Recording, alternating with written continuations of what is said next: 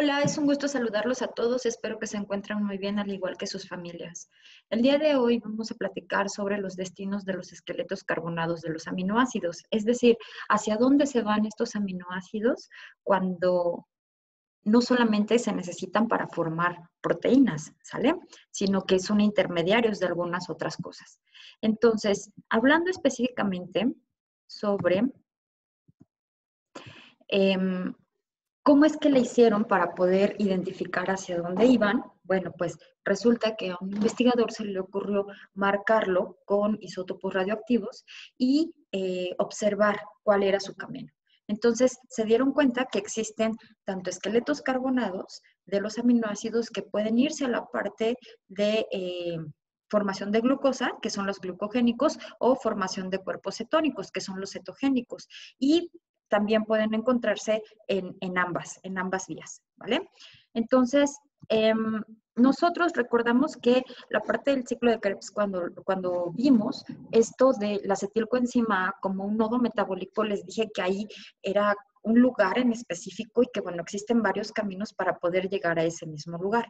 Entonces, ¿qué es lo que pasa con todos los intermediarios del ciclo de Krebs? Bueno, pues que existen, de acuerdo a la transaminación que vimos en la última clase, esta parte de que los aminoácidos se pueden interconvertir en alguna otra molécula. Por ejemplo, al perder obviamente el grupo amino. El piruvato puede provenir a partir de la alanina, cisteína, glicina, serina, trionina y triptófano. El alfa-cetoglutarato a partir de la arginina, glutamato, glutamina, histidina y prolina. El oxalacetato a partir de las paraginas, aspartato, fumarato a partir de tirosina, fenilalanina, aspartato, isoleucina, metionina, treonina y valina me pueden dar la formación de succinilcoenzima A. Entonces, dependiendo de qué es lo que requiera la célula, por ejemplo, mi célula no tiene mucha cantidad o no tiene un aporte específico de glucosa. Por ejemplo, nos encontramos con una persona que lleva un ayuno de 14 horas, por X o Y patología, la enfermedad que tenga, no ha comido bien o porque es anoréxico, anoréxica, etcétera, ¿no? Entonces, ¿qué es lo que va a pasar? Que tanto las grasas como los aminoácidos, dijimos que por medio de la gluconeogénesis se formaba y se iban hacia el metabolismo de glucosa, es decir, a partir de esqueletos que no son glucosa, que no son carbohidratos, se convierte en glucosa, ¿vale? Entonces, ¿cómo es que lo hace? Pues utilizando cualquiera de estos, porque todos nos recordemos que se tiene que formar la acetilcoenzima A, se forma piruvato y bueno, piruvato puede ir a formar fosfonolpiruvato y a formar glucosa. Pero también me pueden formar la acetilcoenzima A, acetoacetilcoenzima A, y esto que me da, pues me da la formación de cuerpos cetónicos, que después de todo los cuerpos cetónicos habíamos platicado que sirven también para obtener energía, para obtener ATP.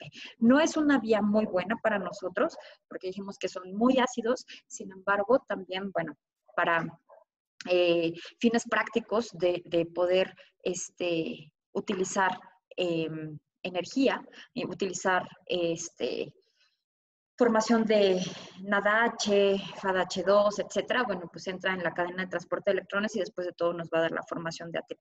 Entonces, acá les puse en esta tablita la diferencia entre glucogénicos, cetogénicos y aquellos que se van a interconvertirse en las dos vías, ya sea para un lado o para el otro, ¿ok? Bueno, este es exactamente lo mismo que les había comentado. Todos los aminoácidos que, bueno, se convierten en intermediarios metabólicos y estos intermediarios metabólicos, pues ya vemos que se van a diferentes partes, ¿vale? Bueno, hablando específicamente sobre el metabolismo de fenilalanina y tirosina, vamos a ver algunos ejemplos de estos aminoácidos, pero específicamente me gusta mucho siempre ponérselos porque la tirosina, fíjense que utiliza la hidroxilación de la fenilalanina. Es decir, la tirosina se forma a partir de la fenilalanina. Necesita esta enzima, que es la fenilalanina hidroxilasa, hay de 3 tipos, y normalmente el 3/4 partes de la tirosina, bueno, proviene de la fenilalanina. Entonces, ¿qué pasa en algún momento si alguna de estas enzimas no funciona bien? O no funciona bien la enzima, es decir, no sirve para hidroxilar, no sirve para convertir fenilalanina en tirosina. Entonces, me va a dar una patología que se llama fenilcetonuria. Existen de 4 tipos dependiendo qué tan mal esté la enzima, es decir, qué tan no esté realizando qué tan bien su trabajo, ¿sale? Y es de la clase 1 hasta la clase 4. Y entonces, ¿qué va a pasar? Pues que va a haber un exceso de fenilalanina y por lo tanto los pacientitos van a tener excreción de un ácido que se llama ácido fenilpirúvico. Esta es una fenilacetona y bueno, también se excreta fenillactato y fenilacetato. O sea, el exceso de fenilalanina que se va a quedar en los tejidos me va a dar como tal resultado otra formación de otras moléculas, ¿vale? Y estas moléculas pues son muy importantes porque a nivel clínico, ¿qué es lo que va a pasar? Pues la fenilcetonuria me va a dar en los pacientes cuadros neurológicos muy graves, deficiencia intelectual, retraso mental y bueno, otras cuestiones tóxicas, ¿vale? Entonces, normalmente existen unas enfermedades que están dentro del tamiz neonatal y dentro de esas enfermedades, bueno, encontramos la fenilcetonuria. Es muy importante porque en la leche de la mamá hay fenilalanina, ¿vale? Entonces es muy importante hacerle el tamiz neonatal en la primera semana de vida a los bebés porque así vamos a saber si llegan a tener deficiencia de estas enzimas. ¿Por qué? Porque si le digo a la mamá que le siga dando de comer normal y no le hace tamiz neonatal y resulta que su enzima no funciona bien, pues entonces me va a dar un aumento de estos metabolitos. Y estos metabolitos va a dar como producto final, pues que tenga retraso mental, ¿ok? A largo plazo. Entonces, por eso es tan importante realizar el tamiz neonatal. Ahora, ¿qué otra cosa tiene? Bueno, pues resulta que la tirosina sirve para poder darle el color o el pigmento de la piel, sale hacia los melanocitos. Entonces, estos pacientes, como tienen deficiencia de tirosina, porque no la pueden interconvertir, pues entonces vamos a tener pacientes con albinismo, es decir, con su coloración de la piel y del cabello, de los ojos muy, muy claro. Y pues obviamente tenemos esta característica importante, ¿no? De estos pacientes que es muy, muy evidente. Cuando hay albinismo, por ejemplo, es muy frecuente que los pacientes albinos tengan nistagmo, que los ojitos se les estén moviendo sin que ellos se den cuenta todo el tiempo. Y bueno, pueden ir desde algo que es muy simple como la disminución de la coloración de la piel, del cabello, de los ojos, hasta tener alguna otra patología más grave. Entonces, ¿qué se les da a estos pacientitos, a estos niños que tienen fenilcetonuria, que es como tal el diagnóstico de esta enfermedad? Bueno, pues no les debemos de dar fenilalanina, ¿sale? No les debemos de dar una dieta alta en fenilalanina, porque entonces va a quedarse más tiempo los restos de los metabolitos y me va a estar provocando más daño. Entonces, necesito darles una dieta que vaya a incluir tirosina, ¿vale? Porque recordemos que fenilalanina se convierte en tirosina. Y entonces, lo que yo necesito en ese paciente es aumentar la cantidad de tirosina. Y esto, pues, se da al menos los primeros 4 o 5 años de vida. Obviamente no pueden tomar lechita materna, necesitan tomar una leche especial.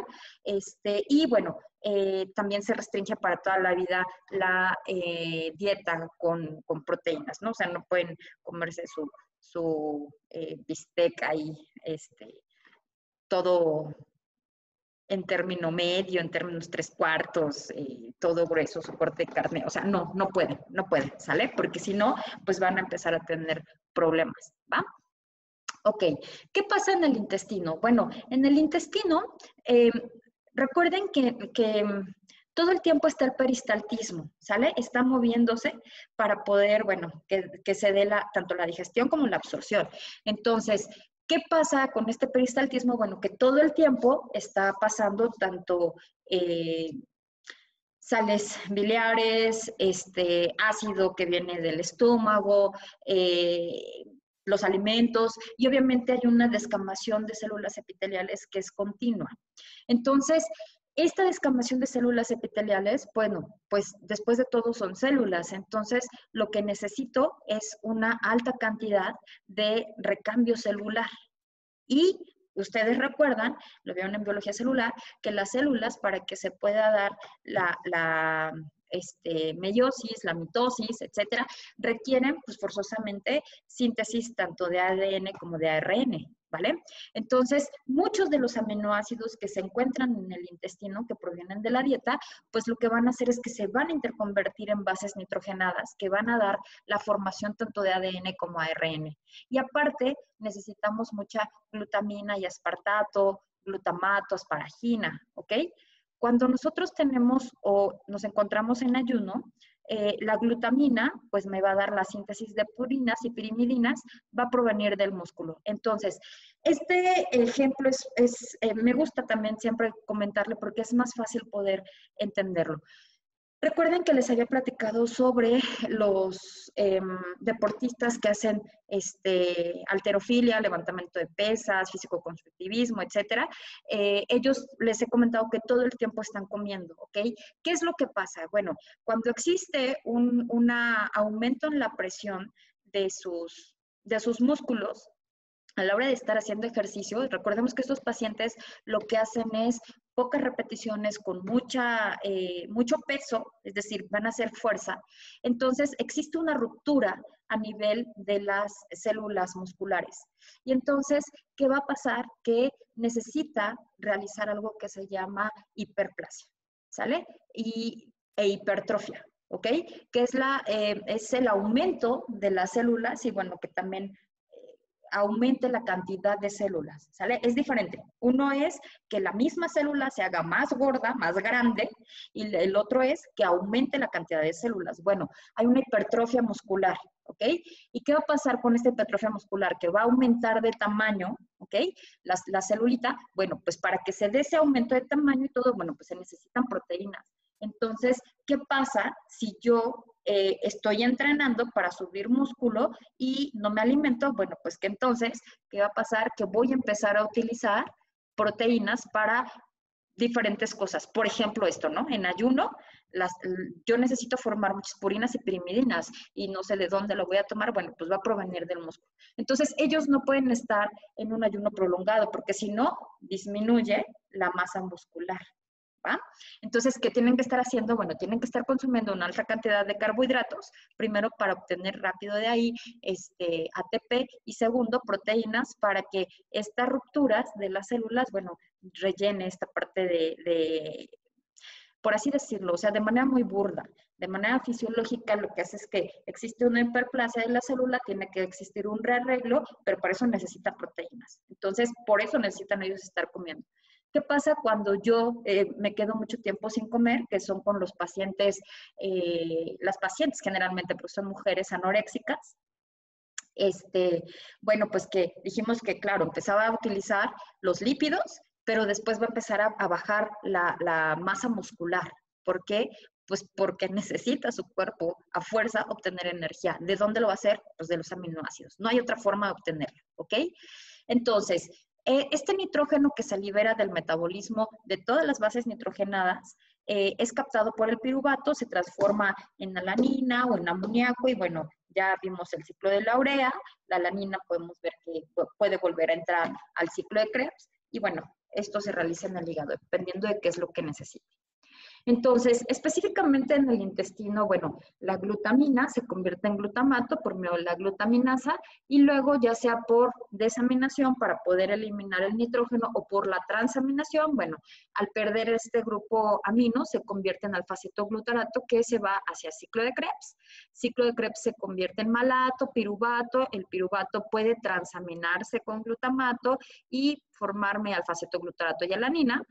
O ya sea que el espartato del nitrógeno y me transforma en fumarato que se va a ciclo de Krebs. O sea, de todos modos, yo necesito que exista mucha energía en el intestino. ¿Por qué? Porque las células, aparte de que están todo el tiempo trabajando, todo el tiempo, recordemos que está dándose el intercambio celular, formando nuevas células. Por lo tanto, bueno, el 50% de la energía proviene de la utilización de cuerpos cetónicos y de glucosa, y el otro porcentaje va a provenir pues de los aminoácidos. Entonces es importante que tengamos para una buena digestión, para no tener problemas, una buena alimentación, ¿sale? Que incluya tanto lípidos, carbohidratos como proteínas, ¿ok? Bueno, ¿qué va a pasar con el hígado? Dijimos que tanto la digestión que se da, la absorción que se va a dar, específicamente la absorción, bueno, es en el intestino delgado, ¿sale? Parte de duodeno, yeyuno e ilion, y dijimos que, excepción de los lípidos, claro, los carbohidratos y las proteínas se absorben hacia vía porta y, bueno, llegan directamente al hígado. Y dijimos que los triglicéridos se van hacia los vasos linfáticos y, bueno, ya, después llegan a la circulación. Bueno, pues entonces, de lo que se absorbió, de lo que yo comí, que dijimos que se va directamente hacia el hígado, bueno, el primer destinatario a donde llega es ¿vale?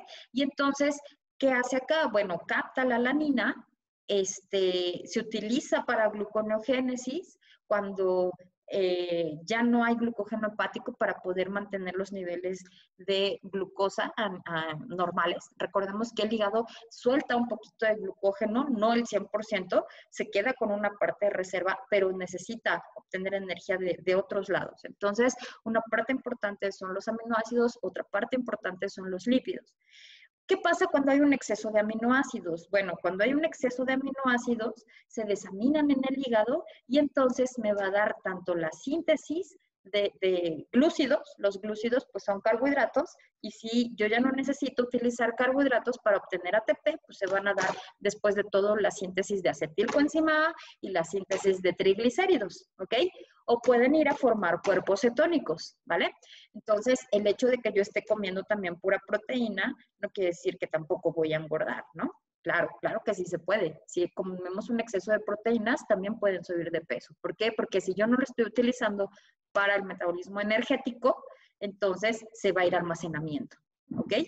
Y bueno, el hígado es un órgano fabuloso, es un órgano donde se da todo el tiempo también está trabajando todo nuestro cuerpo, pero en el hígado se da una síntesis de proteína activa muy, muy intensa, y aparte se forman diversos compuestos nitrogenados. Recordemos que se forma la urea también, y que la urea, bueno, pues es lo que vamos a desechar nosotros en la orina. ¿Ok?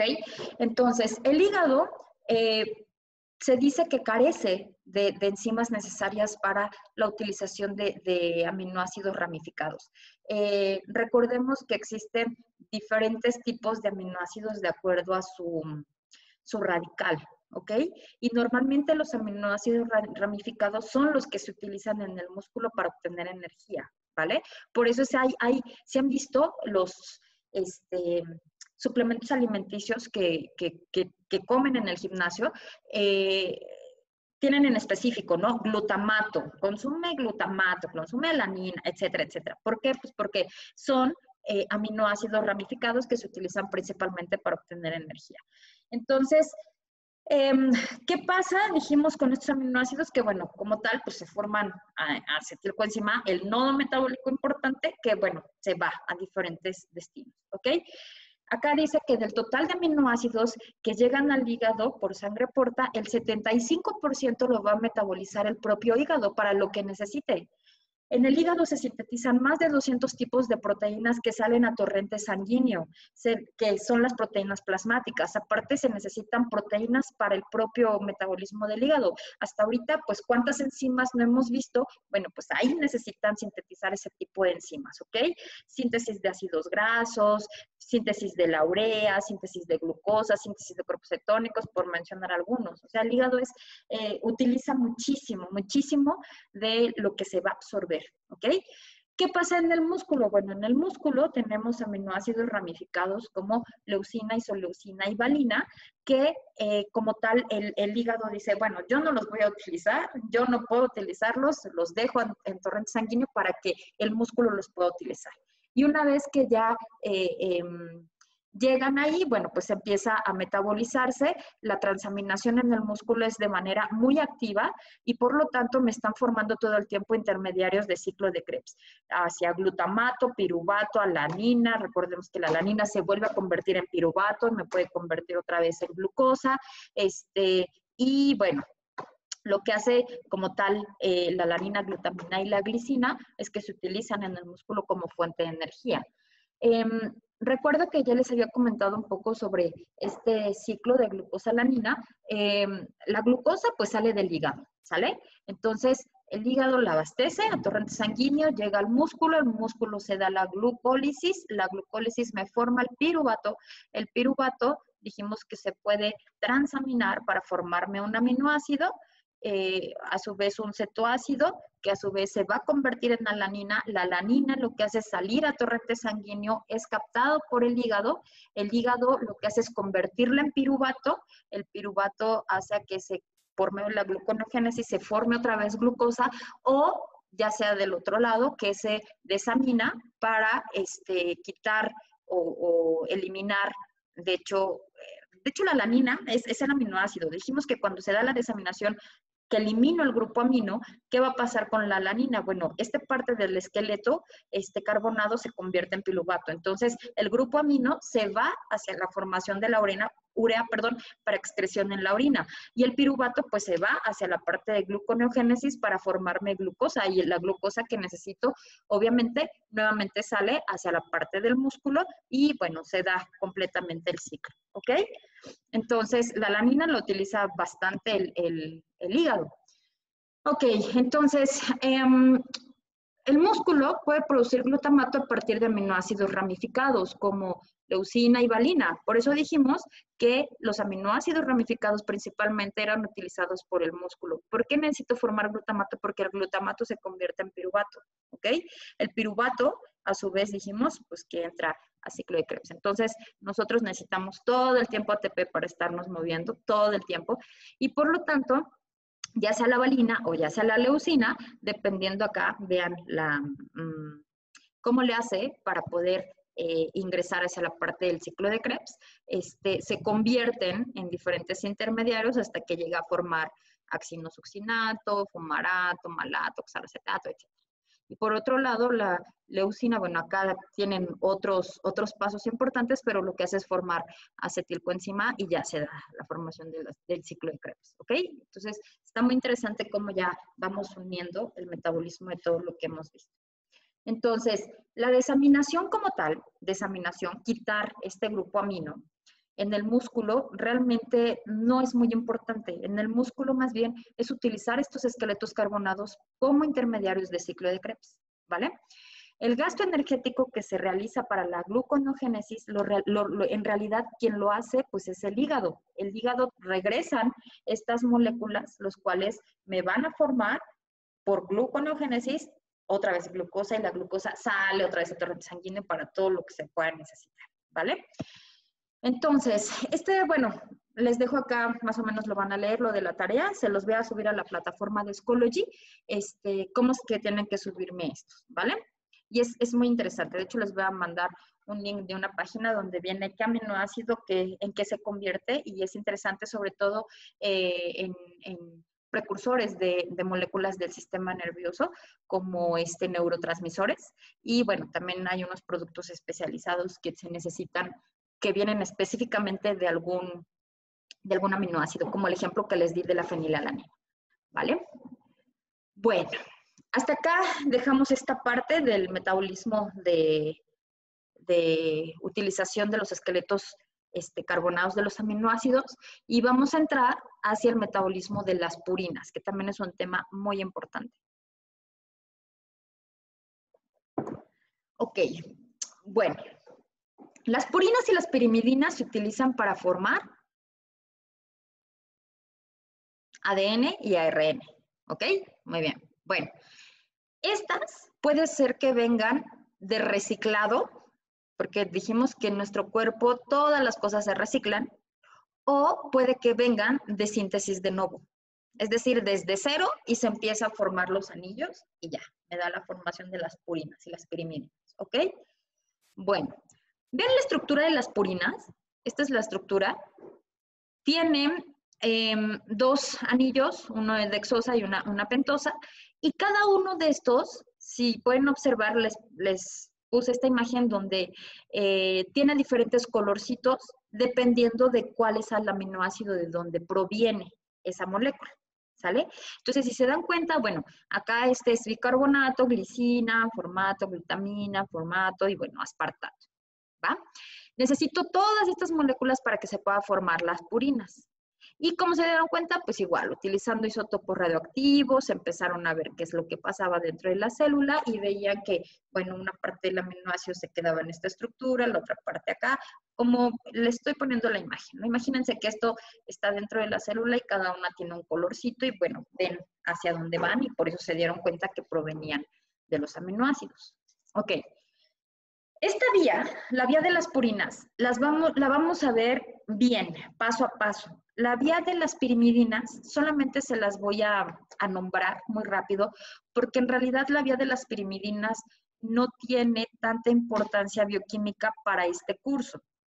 Aunque, déjenme comentarle que la parte de las pirimidinas sí son importantes para el tratamiento anticancerígeno, ¿sale? Pero bueno, solamente nos vamos a enfocar en la parte de las purinas, ¿ok? ¿Por qué? Porque las purinas me va a dar una patología muy importante que se llama gota, ¿vale? Entonces, necesito forzosamente una molécula que se llama ribosa 5-fosfato. La ribosa 5-fosfato, si recuerdan, proviene de la vía de las pentosas. Esta ribosa 5-fosfato, y recuerden que la vía de las pentosas es una vía como tal que lo que me va a dar son intermediarios del metabolismo, es decir, esqueletos de carbono, si recuerdan, de 3, 5, 6 esqueletos de carbono, y aparte me va a dar mucho poder reductor, NADPH, ¿sale? NADH. Entonces, la vía de las pentosas es importante porque es metabolismo de carbohidratos y me va a dar como tal el precursor que es la ribosa 5-fosfato. Esta ribosa 5-fosfato necesita forzosamente una enzima que se llama PRPP sintetasa. La PRPP sintetasa lo que hace es formarme 5-fosforribosil 1-pirofosfato. ¿Sale? De hecho, así se llama la enzima, pero sintetasa. Pero para cortarlo, el nombre, se llama PRP, se le dice PRP sintetasa. Entonces, la 5-fosforribosilpirofosfato es una molécula importante que se puede ir tanto a la síntesis de purinas como a la síntesis de pirimidinas, ¿vale? Entonces, ¿recuerdan cuáles son las purinas? Purinas, guanina y adenina. Pirimidinas, timina, uracilo, citosina. ¿Vale? Ok. Las purinas lo que hacen es que este 5-fosforribosilpirofosfato necesita otras dos enzimas más que como tal me va a dar la formación de IMP. IMP se llama inosina monofosfato. ¿Sale? Esta es la molécula que yo necesito para formar tanto adenina o guanina. ¿Vale? Entonces, este inosín monofosfato va a depender la formación, la regulación si se va hacia un lado o hacia el otro, de la cantidad de que tenemos de resultado tanto de GTP, guanidintrifosfato, o de ATP, adenosintrifosfato. ¿Ok? Entonces, si existe mucho GTP, entonces la vía se va a ir a formar ATP. Si existe mucho ATP, la vía se va a ir a formar GTP, ¿va? Se autorregulan, por eso es que acá están las flechitas así, que están cambiadas, es decir, cuando hay menor cantidad de GTP, o mejor dicho, mayor cantidad de GTP, va a irse la vía para formarme ATP, adenosín monofosfato, ¿vale? Bueno, sin embargo, nosotros vamos a tener mayor cantidad de ATP siempre que de GTP. ¿Por qué? Porque recuerden que nosotros utilizamos el ATP como moneda metabólica, como para utilizar para formar reacciones, en fin. ¿sale? Por lo tanto, siempre necesitamos mayor cantidad de GTP. Siempre vamos a tener mayor cantidad de GTP. Entonces, ¿qué pasa si existe un aumento de GMP, de guanidín monofosfato? Va a regular de forma negativa a esta enzima. Es decir, si yo ya tengo mucho GMP, pues va a parar la vía. ¿Para qué? Para que ya no siga formando más. Dijimos que esto es una autorregulación, ¿vale? Y el AMP, si yo tengo mucho, pues también va a ir a regularme esta enzima, ¿ok? A su vez también si hay mucho IMP. Entonces, por eso es que tiene acá negativo, negativo, que es una regulación negativa para que deje ya de estar tan activa esa vía. Esta es una regulación positiva, el GTP y el ATP, porque lo que hace es que el IMP hace a que se forme mucho, tanto de un lado como del otro, ATP o GTP, y la molécula como tal, del 5-fosforribosil 1-pirofosfato, también activa de manera positiva a esta enzima, ¿sale? Se autorregula todo el tiempo, ¿ok? Bueno, esto es exactamente lo que les dije ahorita. Todo esto se los pasé, pero lo que no les comenté es esta parte, ¿vale? Dije que siempre iba a haber más ATP que GTP. De ATP siempre va a haber de 4 a 6 veces más cantidad que de GTP. Más nucleótidos que de GTP, siempre, siempre. Y bueno, ya les explico por qué, ¿vale? Esa es una vía de la síntesis de nuevo, ¿vale? Pero existe otra vía que es la vía de reciclaje, la vía de salvataje o de recuperación de purinas. Cuando, por ejemplo, una célula se muere, apoptosis, bueno, se empiezan a reciclar las moléculas y otra vez me puede formar este tipo de nucleótidos, ¿vale? Entonces, ¿cómo es que lo hace?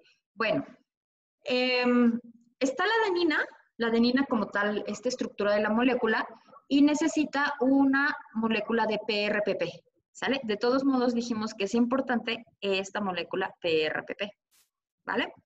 Entonces, lo que hace es que la APRT transaminasa me va a formar AMP, más la unión de un pirofosfato. Es decir, AMP va a formar GDP y después pues va a formar ATP. ¿Qué pasa? Esto es, si yo le doy como tal sustratos adenina y PRPP, que proviene de la vía de las pentosas fosfato, ¿vale? Esta adenina obviamente dijimos que, bueno, se corta, imagínense que está la estructura, lo que hace es, esta es la estructura de la purina, cortarla y, bueno, la adenina como tal queda libre y se puede unir otra vez a un PRPP y por medio de la enzima, la adenina fosforribosil transferasa, pues ya, me forma como tal el adenosín monofosfato, adenosín difosfato, adenosín trifosfato, ¿vale? Ahora, existe otra molécula que se llama hipoxantina, guanina, hipoxantina y guanina. Tanto la hipoxantina como la guanina, si se unen a un PRPP, igual me forma por medio de la enzima hipoxantina, guanina, fosforribosil transferasa, que es la HGPR tasa, me forma como tal otra vez IMP, y a su vez el IMP se convierte en GMP. Y el GMP, pues obviamente, al unirse con el fosfato, 2 fosfato más, acuérdense, GMP, GDP, GTP. O sea, la hipoxantina me va a formar IMP, inositol monofosfato, o inosina monofosfato, perdón. Eso me va a formar la xantina, la hipoxantina. Y la guanina, pues como tal, me va a formar el GMP, ¿vale? Bueno, y esta recuerden que también se regula. Entonces, si yo estoy comiendo mucha hipoxantina, pues me va a formar IMP y me va a formar también ATP o GTP, ¿vale? Pero la enzima que utiliza es exactamente la misma. Ok, existe una patología que se llama síndrome de Lesch-Nyhan, y esta es una enfermedad neurológica que es ligada al cromosoma X. Quiere decir que las mujeres nunca se van a enfermar porque nosotros tenemos 2 cromosomas X y los hombres sí. siempre se van a enfermar los hombres, porque los hombres solamente tienen un cromosoma X, un X y un Y, ¿vale? Entonces, ellos sí se van a enfermar. ¿Y qué es lo que pasa? Bueno, que esta enzima, esta que está acá, la hipoxantina guanina fosforibosiltransferasa, no funciona bien. Hay muy poquita cantidad y por lo tanto me va a dar una formación elevada de ácido úrico. Y esto va a formar la hiperuricemia, va a orinar mucho ácido úrico y va a dar como tal retraso mental, trastornos en la sensación e inclusive pueden llevar a la automutilación, ¿vale? Y bueno, también por el retraso mental, ¿va? Entonces, ¿por qué es importante esta? Bueno, la síntesis de las purinas, porque les dije que me daba la patología que se llama gota, ¿ok? La gota es un exceso de ácido úrico. El ácido úrico es un metabolismo de desecho, ¿vale? ¿Por qué? Pues por la degradación tanto de ADN como de ARN. Entonces, ¿qué pasa? Estas moléculas de ADN y ARN se empiezan a cortar porque pues ya no las utilizamos, ¿vale? Entonces hay que reciclar, hicimos todo. Bueno, estas enzimas que cortan los ácidos nucleicos se llaman nucleasas, ¿va? Y estas nucleasas pues me van a dar tanto nucleótidos de adenina como nucleótidos de guanina. La guanina se le va quitando el fosfato y se convierte en guanosina, después se le quita la pentosa, se convierte en guanina y se le quita el nitrógeno. Y entonces, al eliminarse el nitrógeno, se convierte en algo que se llama xantina.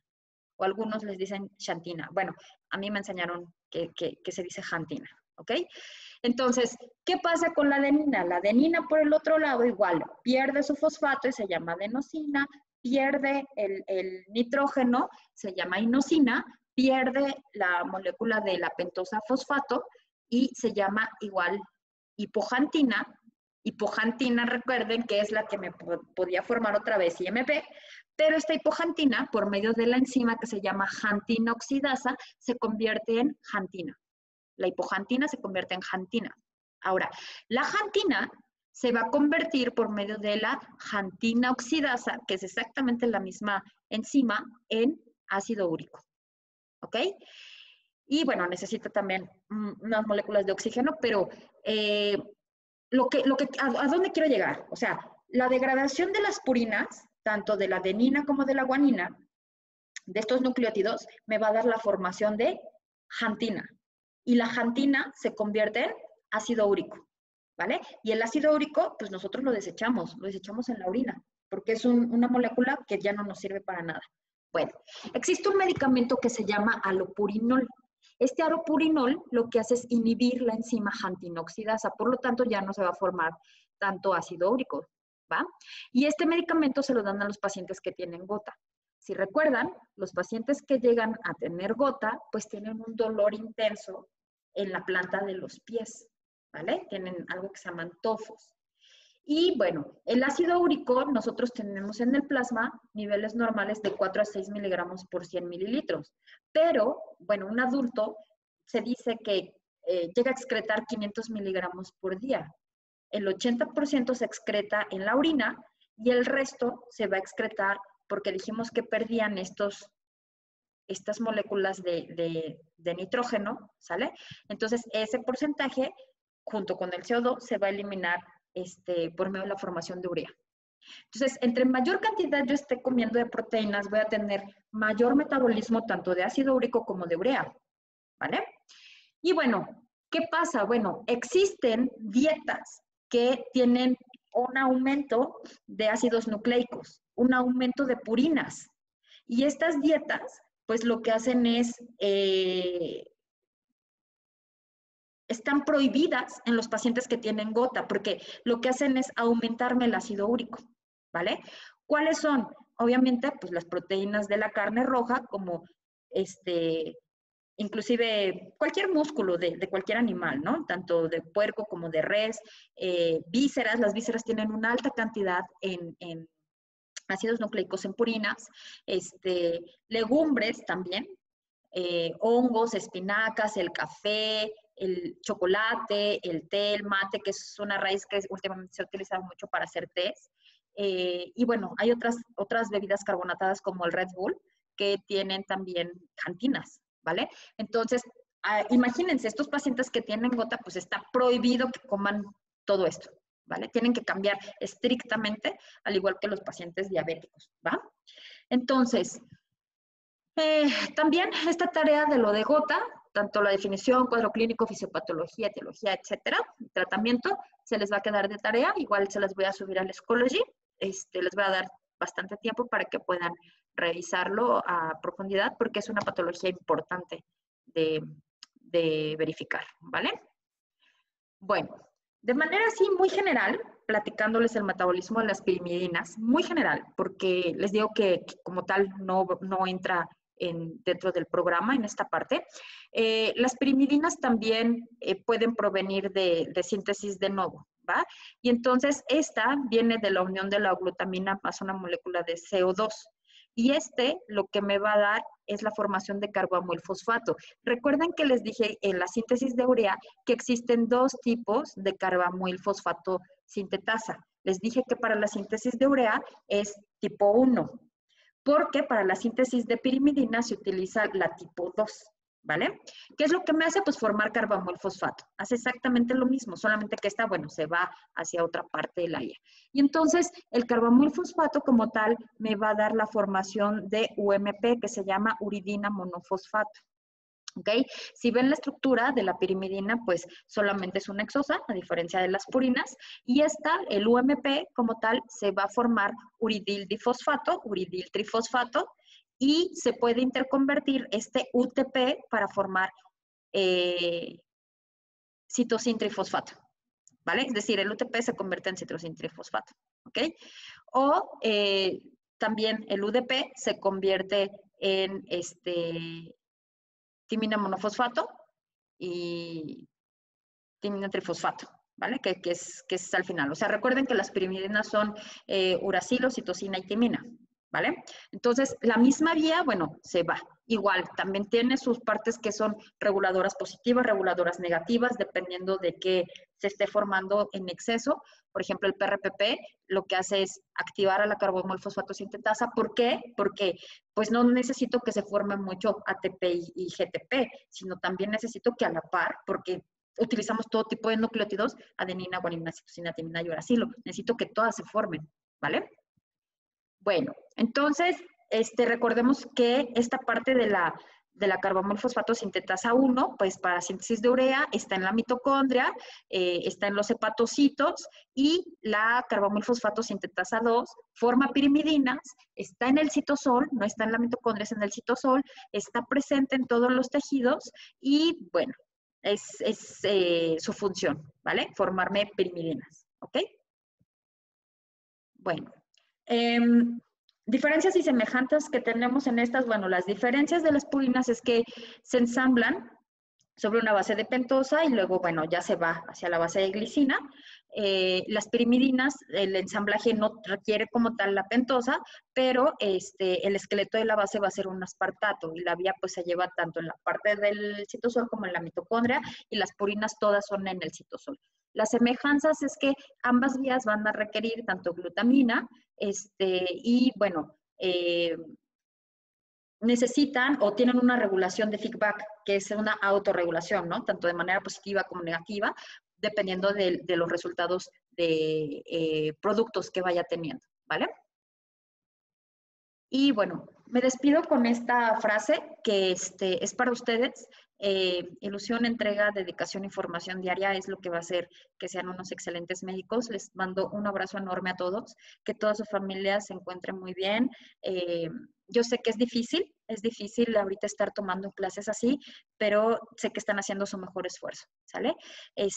Igual me encuentro en el grupo de WhatsApp o en la plataforma Schoology para cualquier cosa que necesiten, cualquier duda, si algún tema no quedó bien, bueno, se los puedo volver a dar o se los doy más despacio o algunos otros ejemplos, ¿vale? Ya ustedes me comentarán. Les mando un abrazo enorme, enorme a todos. Cuídense mucho y que pasen un muy bonito día.